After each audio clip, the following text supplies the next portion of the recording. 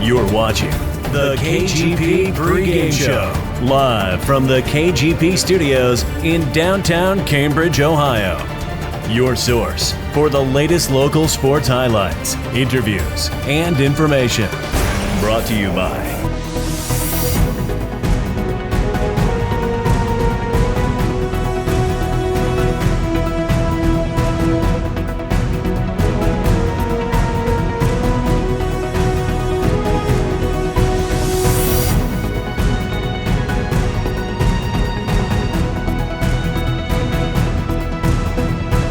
And now, let's go live to the guys in the studio. Good evening, and welcome to another edition of the KGP Pre-Game Show as we look ahead to week 2 of the high school football season, as well as looking back at week number 1. I'm once again honored to be joined by hammering Heath Dawson. Let's get on the train and ride with Darren McCullough, D-Train, and I'm merely Tom Strasser. Caleb Graham producing the show and doing a great job as always. And fellas, as we look back to week 1 of the high school football season, did anybody in their right mind actually think everything would go smooth? This is 2020, Heath.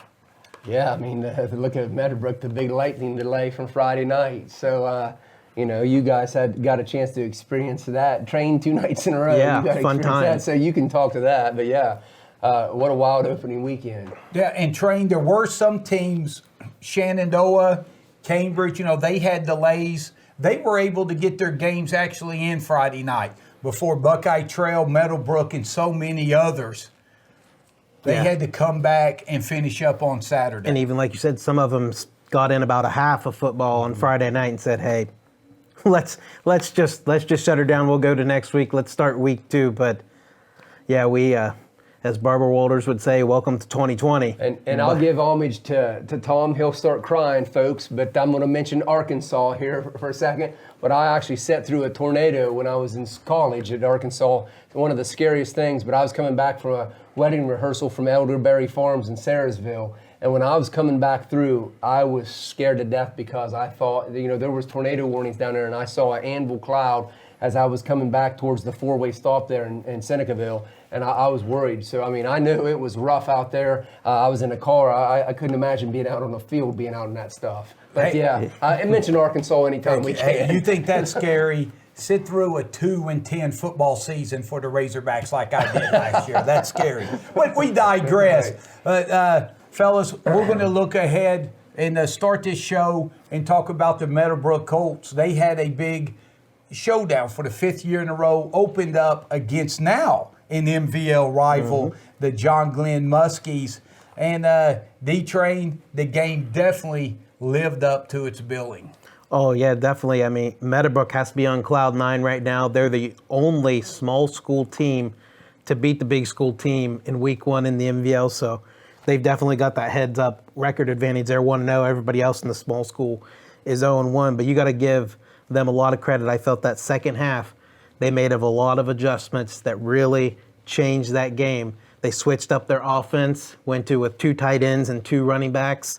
I think offensively that changed. Helped maybe Singleton get a little more time, helped Jerome get open a few times. Some other guys got open for big gains. I think it opened up the running game. Tyler Lacey got going a little bit.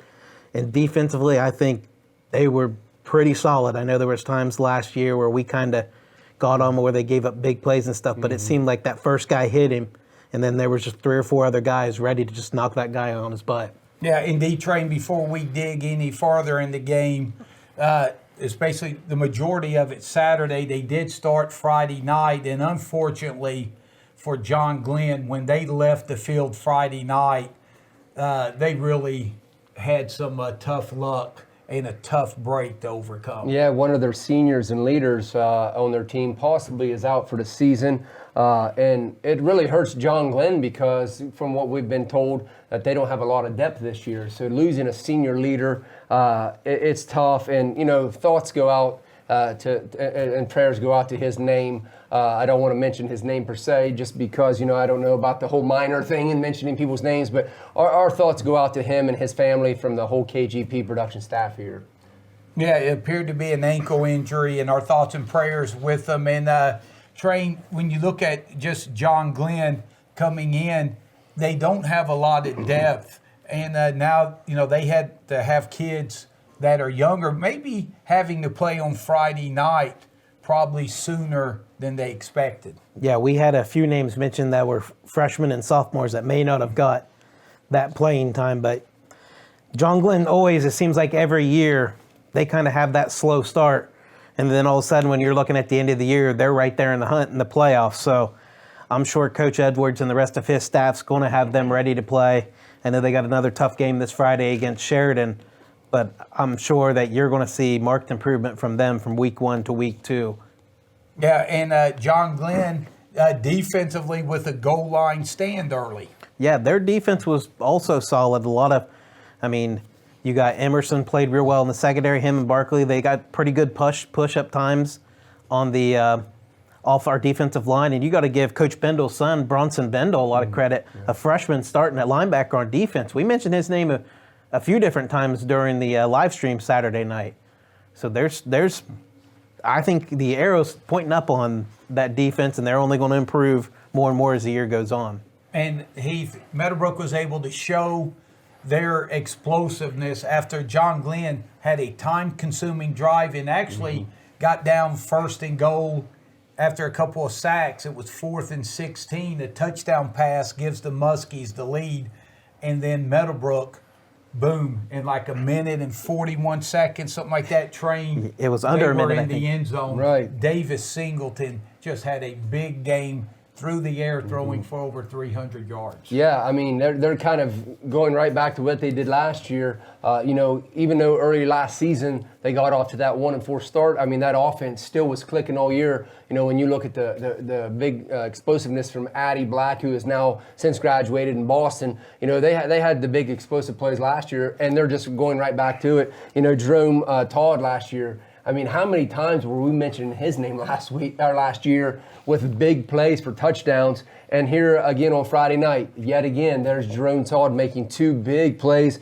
for touchdowns coming from Davis Singleton. So it looks like that connection, from coming back from last year is really on point again this year. Like you say, Davis coming out 300 yards in his first game out of the box. What can we say about him other than, he's just picking right back up where he left off. So a big tip of our hat to as Train said, Meadowbrook's defense, but also their offense. They're going into the fourth quarter. That game was still in the balance, and they pulled out 14-6. They outscored John Glenn in the fourth quarter. So that big fourth quarter, I'm sure Coach Clendenning is really happy to look at his team and say, you know what? You didn't give up. You played all 4 quarters. And, that's why it's because they were able to put 4 quarters of football together. And Train, John Glenn had the same issue that every team that plays Meadowbrook, that's if you are not able to double Jerome Todd and he catches the ball, he has a chance to take it to the house from anywhere on the field, and he did that from 73 yards out. Yeah, you saw that on that touchdown play. I think it was a post route.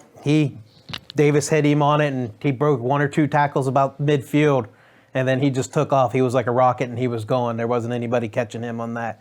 And when you have a playmaker like that, like Jerome Todd, that can open through a seam and take off for a touchdown, it really can struggle defense. And then as soon as that starts happening, those safeties are going to start playing back, and it's going to open things up for the running game or the underneath game. So you kind of have to pick your poison in a way. I'm old school, so I'm Nintendo, but that AB button on Jerome Todd is working because he's shifty and jumping over people. But there's XYZ buttons and trigger. I don't know anything, but I had A and B buttons, and I know I'd have been, if I had Jerome Todd, I'd be pounding those 2 AB buttons to make him do the things he does on the field. So, but yeah, he's very shifty, and man, once he gets in the open field, he is gone. And fellas, you like to mention big plays.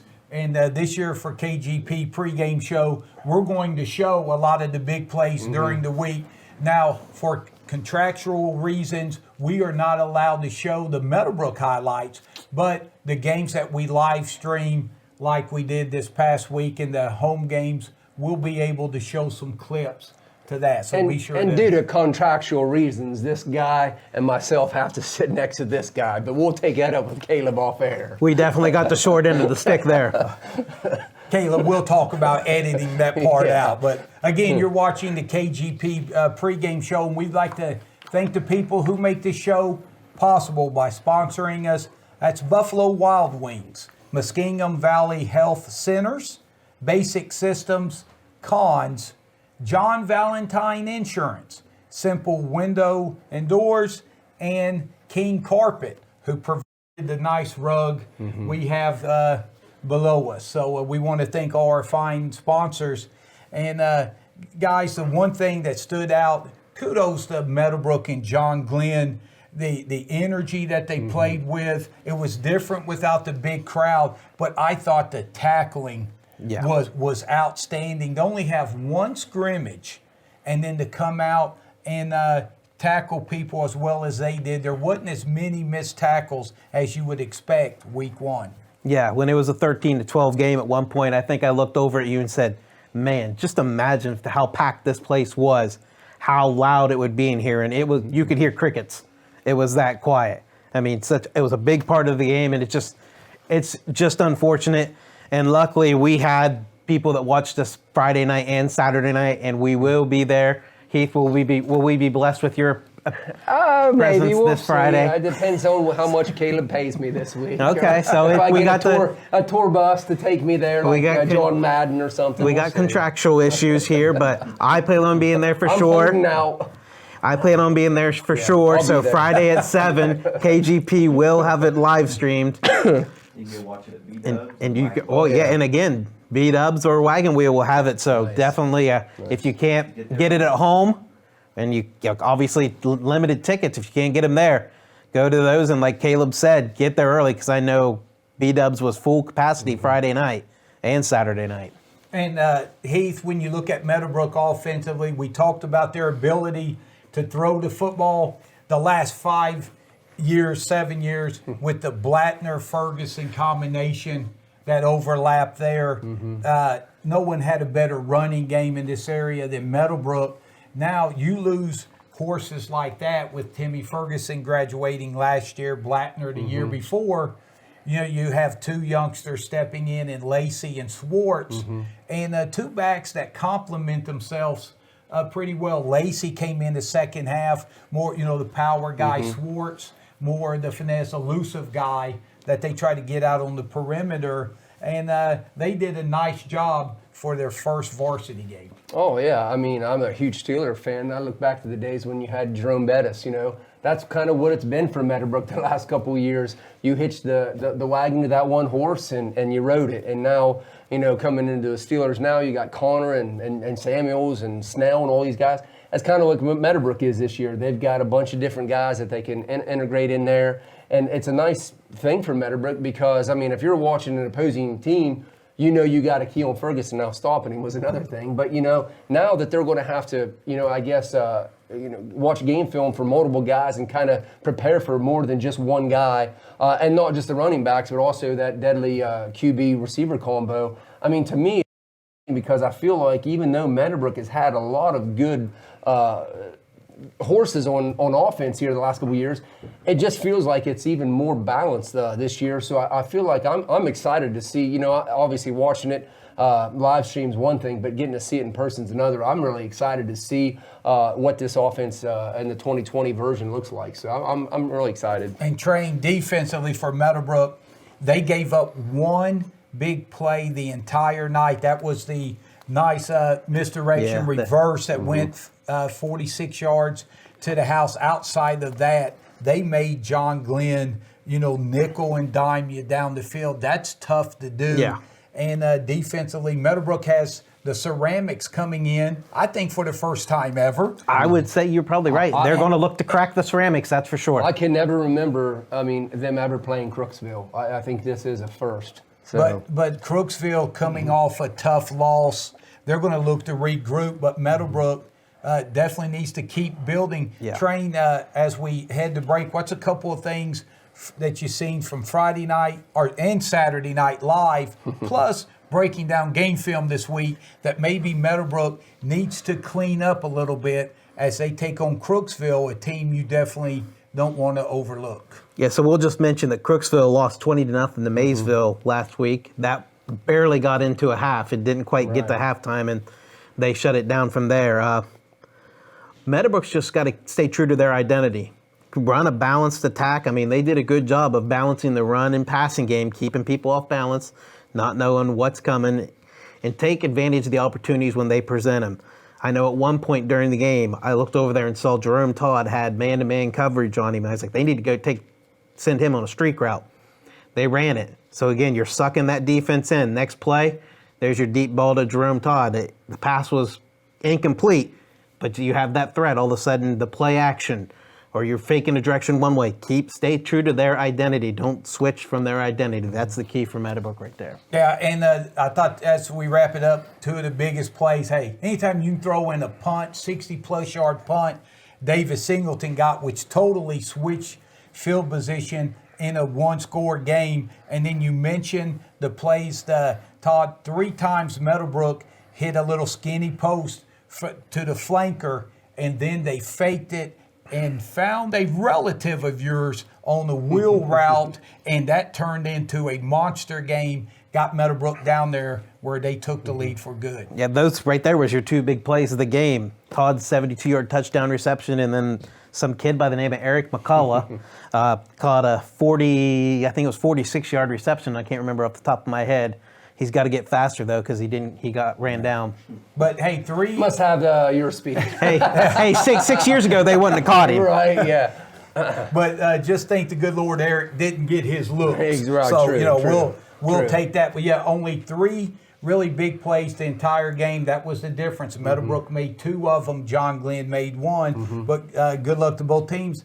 And we look forward to hopefully having Coach Clendenning up on next week's show to talk about the Meadowbrook Colts, and congratulations to Meadowbrook, 1-0 on the season. And once again, we want to thank Buffalo Wild Wings, Basic Systems, Cons, Muskingum Valley Health Centers, John Valentine Insurance, King Carpet, and Simple Windows and Doors for their sponsorship.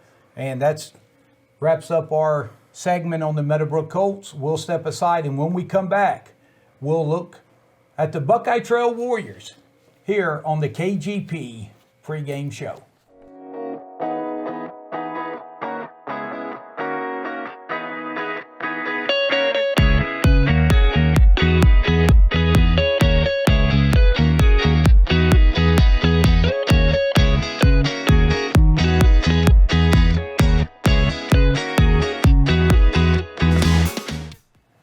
Welcome back to week 2 as we look forward of the KGP Pre-Game Show. I'm merely Tom Strasser, Heath Dawson, D-Train, Darren McCullough.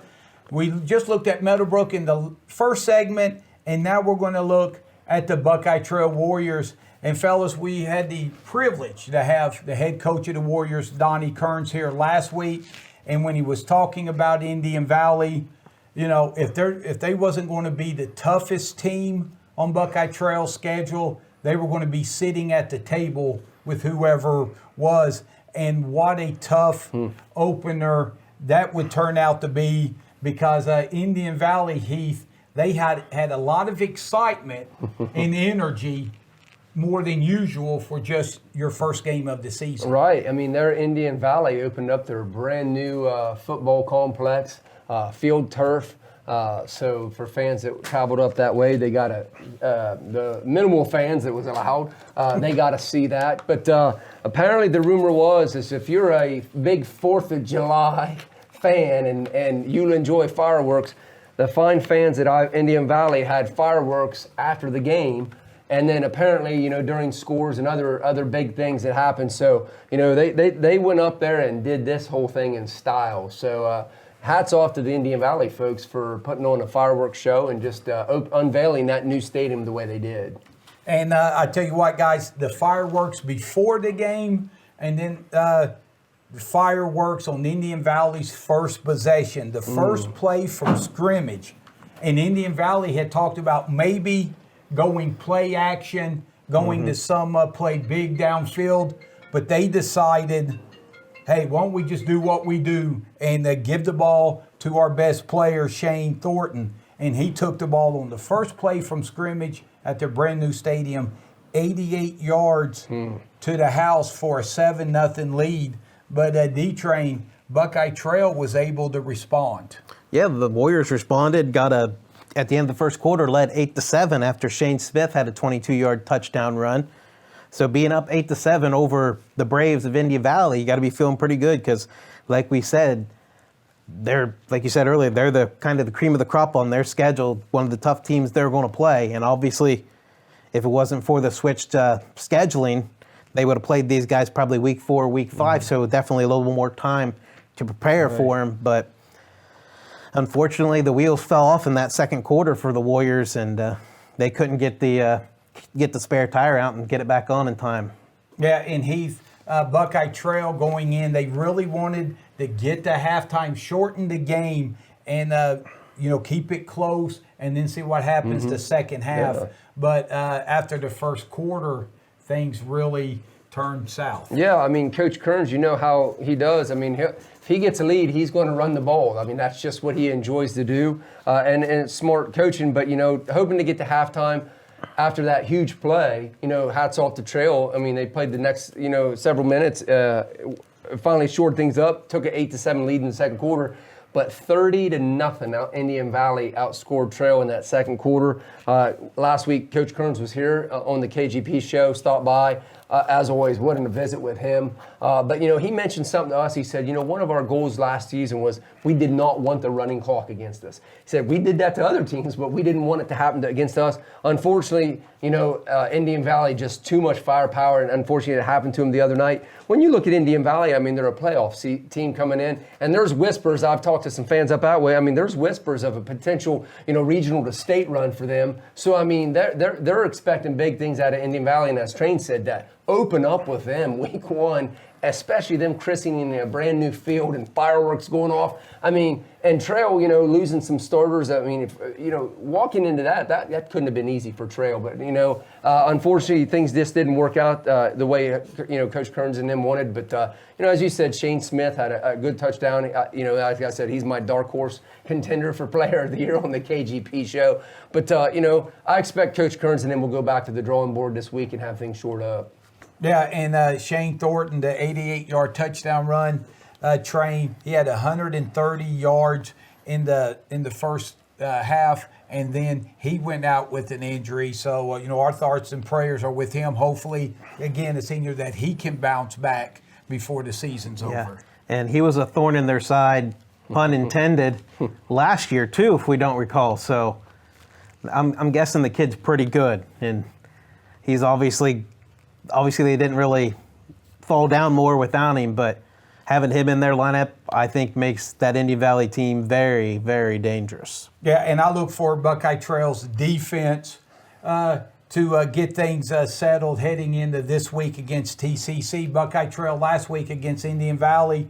You got new guys moving around, and a couple of times Trail, talking to Coach Kearns, said they got lined up wrong, and if you do that against Indian Valley, they're going to make you pay. And Trail wants to run the ball, to quote Coach Kearns. They run the ball to set up the run. And Indian Valley was able to make them one-dimensional and really have to air it out. But I look for Trail this week. They're going to take on the TCC team. And Heath, you talking about a different contrast in styles. It ought to be perfect for each other. Yeah, I mean, Trails knows what to expect. Last year, played TCC there in Old Washington there late in the season, beat them 52-7 last season. I remember we were talking about they had a young kid by the name of Alex Price. I mean, he was an incredible athlete. And, we talked about it that Trail outsized them so much. But you could see the potential that they had there at TCC. They were young. So, I mean, I expect, Trail to see a lot of firepower from TCC's offense this coming week. like I said, that Price kid last year was really good. They had a wide receiver, Jake Miller, who was really good. So they've got a lot of young kids coming back from last season. So I expect Trail to see a good matchup, but it's more of a suitable matchup for them than Indian Valley. And Train, we talked about Trail really wanting to control the line of scrimmage. You look last week against Ridgewood TCC, their team that likes to throw the ball 40 to 50 times a game. They only were able to throw the ball 22 times against Ridgewood, which tells you they didn't have the ball a whole lot to throw it. Well, unfortunately, I think TCC was put in the same situation as the Warriors.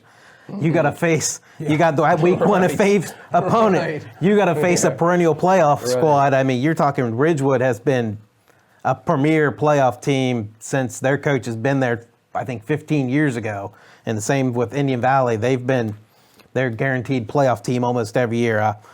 They lost 34-7, like you said. They want to pass it a lot. Their Price has moved on and graduated, but they got a Tobias Grossi that was 12 of 22 passing, threw for 133 yards and a touchdown against Ridgewood Friday night. Saturday, was it Friday? I think they finished their game Friday night, actually. I think maybe they played. They came back. They played again Saturday. Yeah, Saturday. They played again Saturday, and he had a 30-yard hookup with receiver Ben Martin. So, they're like you said, you're gonna see run on one side, then you're gonna see pass on the other. Yeah, and it ought to be a lot of fun. Remember, that game is this Saturday, and it's at TCC. And good luck to the Warriors. And as we head out to this segment, just want to give a kudos to a couple of local folks who I had the thrill of spending Friday night with. I went down with the KGP crew and producer Alex Strasser to do the bells.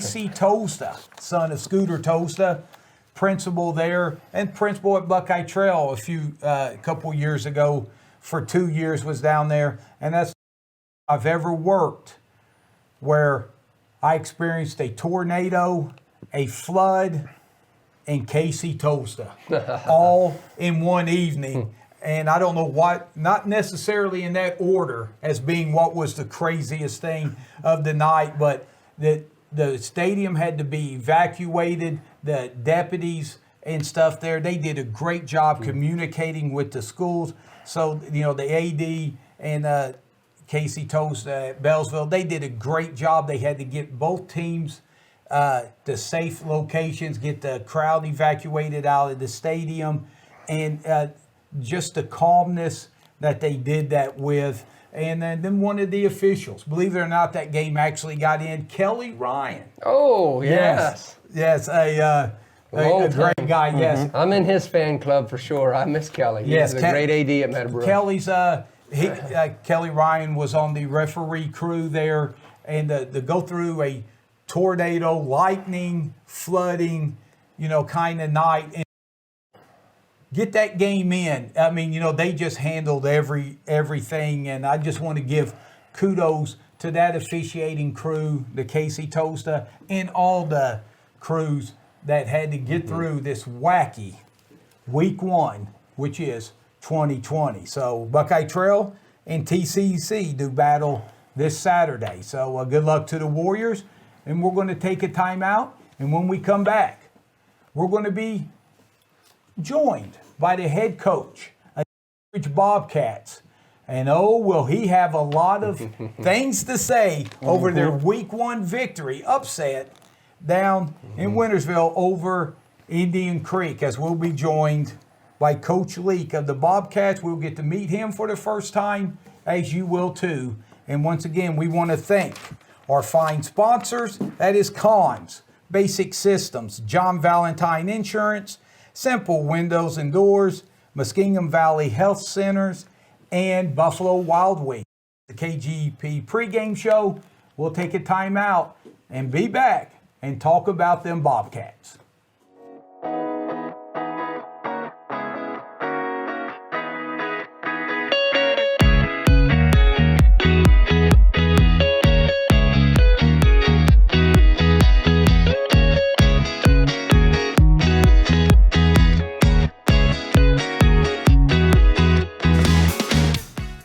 Welcome back to the KGP Pre-Game Show. And before we meet our distinguished guest this evening. We'd like to once again thank our fine sponsors, Buffalo Wild Wings, Muskingum Valley Health Centers, Basic Systems, Cons, John Valentine Insurance, and Simple Windows and Doors for sponsoring tonight's show. We talked about the Meadowbrook Colts as well as the Buckeye Trail Warriors. And now it's time to talk about the Cambridge Bobcats. And I couldn't think of a better week to introduce and meet the new head coach of the Cambridge Bobcats after their thrilling victory over Indian Creek 24-20. It's head coach Ray Leek. And Coach, welcome to our show and welcome to the area. Yeah, thanks for having me. I appreciate it. Now, Coach, before we get into your big victory over Indian Creek and then put you in a bad mood thinking about New Philly, let's let the fans out there meet the new coach of the Cambridge Bobcats, Ray Leek. Coach, if you would, tell us about yourself, where you came from on up and coach, and then be sure to plug your family and let us know who they are. Alliance area. Coached a couple different schools. This is my 10th year coaching. It goes fast. I can't believe I'm saying that, but it's been a great ride for me. I couldn't think of anywhere else I'd rather be than Cambridge. The kids have really bought in here. They've done everything we've asked. Great attitudes, great effort. They're glad to be playing. They're glad to be on the field, as you've seen Friday night. So for me, the biggest thing about coming here was the support, administration, the community, a lot of buy-in. It's a big sports town. There's a lot of people who want to see success here, which obviously I want to as a head coach. So that's very enticing. That's very exciting for me, and really why I looked at Cambridge and moving my family here. So as far as my family, we've got 4 little kids, me and my wife Jackie. We have our son Trey, Nathan, Sydney, and Raymond. So if I'm not coaching football, I'm hanging out with the little ones, and they keep me on my toes. So it's been a fun and exciting and a little bit stressful summer moving down here, and we're finally getting settled in. And the community's been great, very welcoming, and I love it here. All right, Coach, I want to give the first question before I Absolutely throw you to the wolves here with my partners in crime. Coach, before we talk about Indian Creek, I want to go back just the weekend before. You know, with everything going on with the virus, here comes in a new head coach. You're meeting a new coaching staff. Sure. New players are meeting a new coaching staff. You have all of these stipulations, and you only get one scrimmage and try to implement your offense, defense, everything. You go down and you scrimmage Garraway, an outstanding team. Yeah. Things don't go well. Nope. So I want you to walk us through that. After that scrimmage, how were the kids' attitudes, and what did you do to start getting them ready and believing heading in to a game on the road at Indian Creek that a lot of people were not giving you a chance at all? Right. For me, number one, I'm a competitive person. I'll never count us out. I'll take our guys over anybody any day. So for me, it's that drive, that desire, and our kids believe in that. So we're willing to play anybody. And you've seen that Friday night. As far as Garraway, we learned late that we could have that scrimmage. So there was no game planning, no preparation for that. So we didn't put too much thought into that. We were more worried about what Cambridge could do. What can we find on our side? What do we control? What can we do well? So that's what we took from it, and we put that into our game plan Friday night, and the kids understood that. We were looking at week 1 matters. Scrimmage doesn't go on your record, so that's what we were looking at. That's where we stood as a coaching staff, and our kids wanted to play. They were hungry, and they were ready to go. So good things we got going on offense as we went through the scrimmage, and things that worked well, and we were good at. So that's what we continued to work on and get better at. Things that we needed to get better at, we improved on as well. So, we'll continue that week 1 to week 2. Well said, Coach. Looking at how the game was unfolding, you're trailing going into that in the fourth quarter. Walk us through a little bit about how that big fourth quarter, 12 drive went to the 12-yard connection from Moore to Kenworthy. Lead us through that as you're marching down there to take that lead. Yeah, so the biggest thing is our kids fought the whole time. Our kids never quit. They were excited. The sidelines were hype. I mean, we were in it the whole time. And that's one thing I'll tell our kids, and our kids know. We're never out of it. You battle, whether you're up 50 or you're down 50. You play whistle to whistle all 4 quarters, and that's what we're about. So that's what we did. Our kids kept their head up. Big plays. You can't get too big. Same way, if they go down and score on that kickoff, we got to come back and answer. So our kids did a well-rounded job at that, and it worked out, and we held them out the fourth quarter. Nice. Yeah, and I want to talk about that defense. Like you said, you said, the big plays. They had the big kickoff return for a touchdown. They had a long touchdown pass. But your defense, led by All Ohio and Bartlett, had 9 tackles, 4 for loss, 2 sacks. Defense recorded a safety, had 3 interceptions. I mean, how important was that defense last Friday night? Our defense was huge Friday night. We met 6 of our 8 defensive goals, so that was outstanding. We've got a lot of players on our team, a lot of guys who can make plays for us, and they showed up big. One of our keys to our game was controlling the line of scrimmage on both sides of the ball, and we did a great job at that. We held them to 2 yards per rush, so anytime you can do that and you win the turnover battle, you're looking at giving yourself a chance to win the game. So great job on our defensive staff for putting together the game plan, and our players for executing it, but they showed up big Friday night. Coach, what was the mood at halftime? Because you score and we'll talk about your sophomore quarterback, first 3 touchdowns here to Caden Moore in a minute. But you score and go up 15-6 with like 6 minutes to go in the first half. Yep. You're really in control of the football game.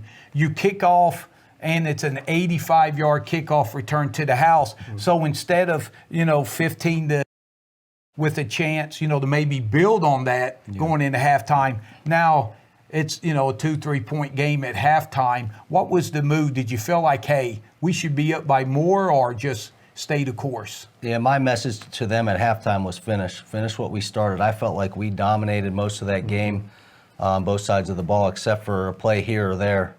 Our defense did a good job of getting in their backfield, controlling that line of scrimmage. So my message to them was finish. If we continue to dominate this game, do what we do, continue to execute our plays, we would come out with a victory. So we did that, and it worked out for us. Yeah, now I want to continue on that defensive side of the ball, because last year, I raved about the Cats' defense. Early people were waving the white flag. I knew you weren't around here last year, but people were waving the white flag, and I said, be patient, because that defense was put in bad spots early in the year, and I said, they're going to be okay because that defense. On our preseason show, I said, Cambridge's linebacking core, to me, was just studs across the board, and I felt like that you guys were really going to be able to make some plays. 69 yards rushing to Indian Creek. I mean, and Indian Creek last year was able to, run the ball pretty well. So talk about, the way your linebackers was able to make some plays, and then Caden Whaley, Roman Jeffrey, Hayden Burris Jones, all 3 with picks. I mean, it just seemed like, we tend to gravitate to that offensive side of the football, but you have some playmakers on that defensive side. Yeah, we've got a lot of playmakers. It's great to see 3 guys like that, seniors, make an interception and get a turnover for us. So I'm an offensive guy, but you love to see that. And for me and Coach Wilson, our defensive coordinator, we talk a lot of times. The offense has to do its part and not put defense in that spot. Right. Defense, the same thing, though. You get a good stop, we flip field position, that type of thing. It goes hand in hand. So Friday night, we couldn't ask much more from our guys, especially our linebacking crew. Our coaches have done a good job, and continue to perfect techniques and bring that fire out of them. They had a lot of fun. They flew around to the football, and we talk about 11 hats to the ball. So we'll continue to work on that, and if we can do that and get to the ball like that, we're going to be pretty successful. Yep. So since you're an offensive guy, we're going to switch it back over there go. because obviously to win a game you have to score more points than your opponent. That's the final outcome. So we need that offense. Sophomore quarterback Caden Moore. Now going in, we heard it was a battle between him and Whaley. We heard that Whaley was possibly going to be the starter, but we heard both of them probably get reps with the team. I guess what was you go with the sophomore, and what a game he has. He's over 200 yards passing, 3 touchdown passes. Ken Worthy almost has 100 yards receiving, 2 touchdowns. Bartlett did great on the offensive end, did just as much good on the offensive end as he did defensive end. 56 yards receiving and touchdown. Mobilini over 100 yards total offense. Just talk about how that balance and that offensive attack really helped you guys out. Yeah, so for me offensively, we're looking to be as balanced as we can, keep the defense on their toes. We want to put our guys in a position to be successful. So if we're real run heavy, they're going to load the box up, and we just try to stay as balanced as we can, especially with as many playmakers as we have, as you mentioned.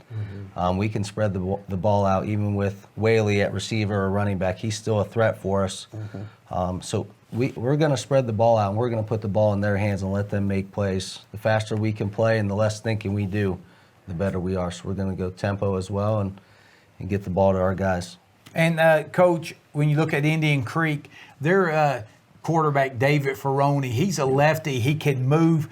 You did not really give him a chance to set in the pocket. It seemed like he was throwing more on the run. He hit a couple of big passes. But I want to ask you, when, you take the lead with about 9 minutes left, and, they get it, and they get down under 2 minutes left. They have first down and 10 at the 18-yard line.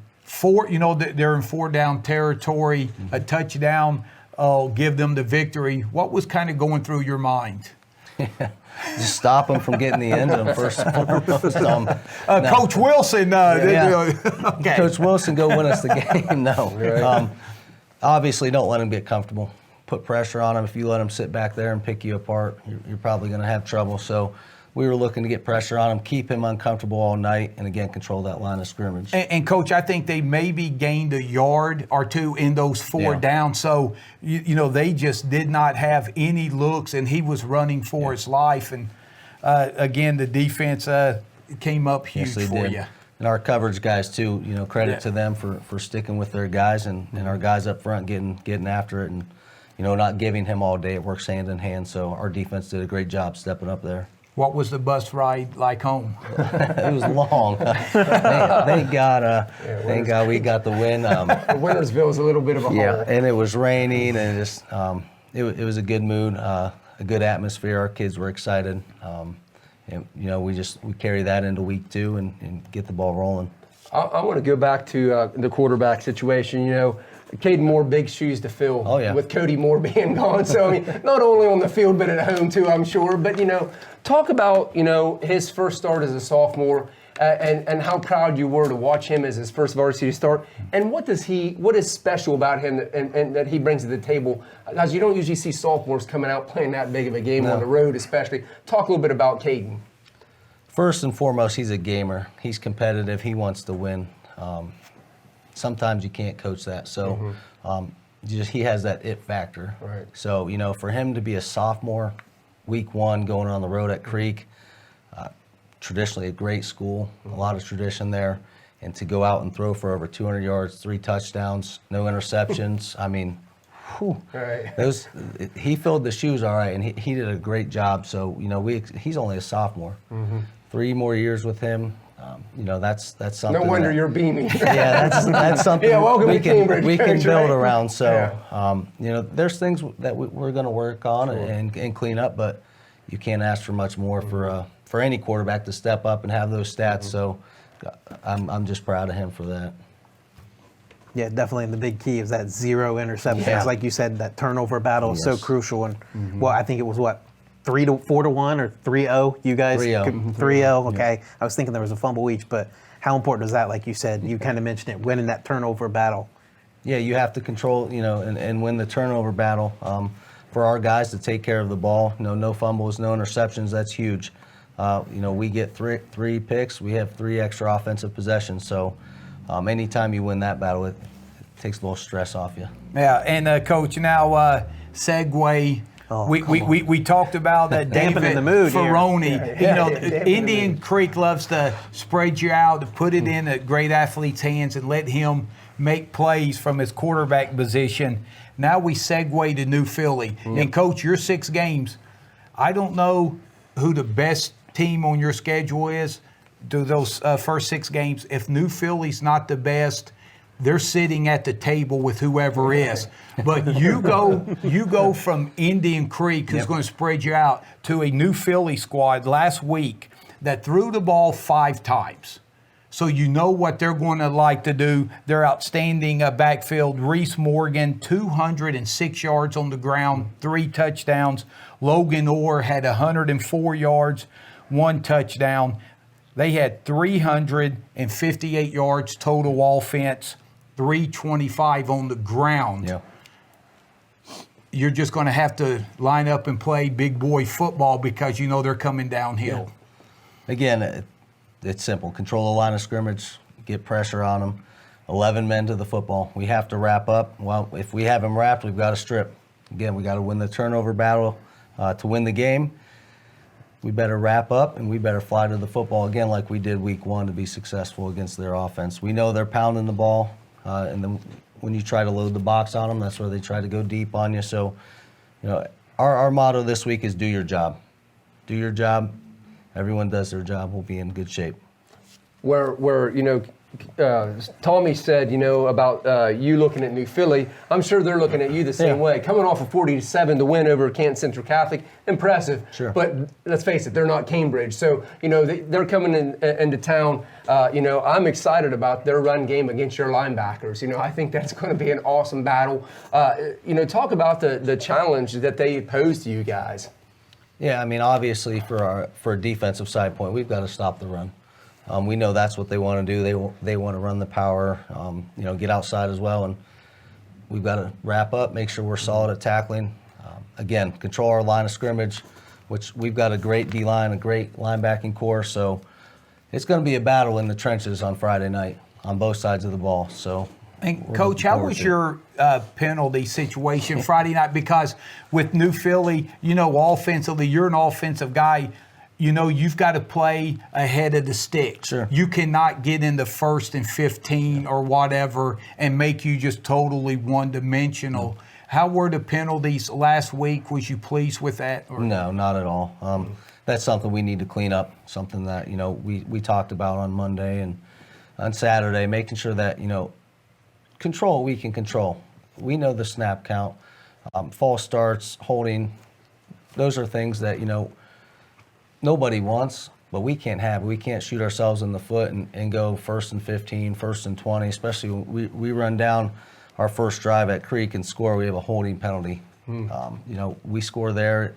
Who knows what happens with that game? So we have to clean that up, and we've worked on that this week. So hopefully this Friday, improvements from scrimmage to week 1 to week 2. We're always looking to get better, and that's something we definitely got to clean up. Mm-hmm. Well, Coach, we want to thank you for joining us. And like I said last week, a lot of people in the area we talked to, no one was giving you a chance against Indian Creek. No one's giving you a chance outside of your locker room against New Philly. But something tells me, just meeting you for the first time, you kind of like that. Yeah, I don't. I'm competitive. I don't believe it. Yes, just count us out. Go right ahead, huh? Yep. But Coach, thanks a lot, and it's a great what you and your team and coaching staff has been able to bond so quick. And I just know when you was meeting your players and you had a kid, you asked him his name and he said Mo Bellini. Yeah. You just had to think, you've got to be a football player. You're good. You cannot have the name Mo Bellini and not be a stud on the football field. So, Coach, best of luck against New Philly, and continue to stay healthy, improve, and get better. And we look forward to having you up here again in the near future, okay? Thanks for having me on. I appreciate it. All right. Thank you. That's head coach Ray Leek, the Cambridge Bobcats. Big victory over Indian Creek, and they home opener at McFarland Stadium, where they'll welcome the old ECOL nemesis, the New Philly Quakers, for the last time this year. So it ought to be a lot of fun. Come out and support the Bobcats, if you're given a ticket, that is. So tell you what, we'll take our final timeout, and when we come back, we've got some awards to give out here on the KGP Pre-Game Show.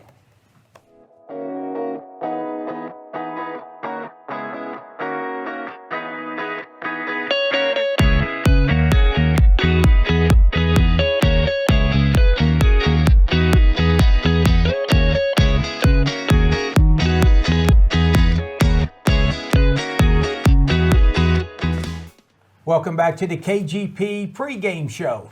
Tom Strasser, Heath Dawson, Darren McCullough, D-Train here. And again, as we wrap things up and time to give out some awards, we want to thank Coach Leek of the Cambridge Bobcats for joining us this evening and look forward to hopefully having Coach Clendenning of the Meadowbrook Colts on next week's show. And again, as we get ready to head out, we want to thank our fine sponsors, Buffalo Wild Wings, Muskingum Valley Health Centers, Basic Systems, Cons, John Valentine Insurance, Simple Windows and Doors, for sponsoring tonight's game. And fellas, it's now that time. We're going to look at the John Valentine Defensive Player of the Week.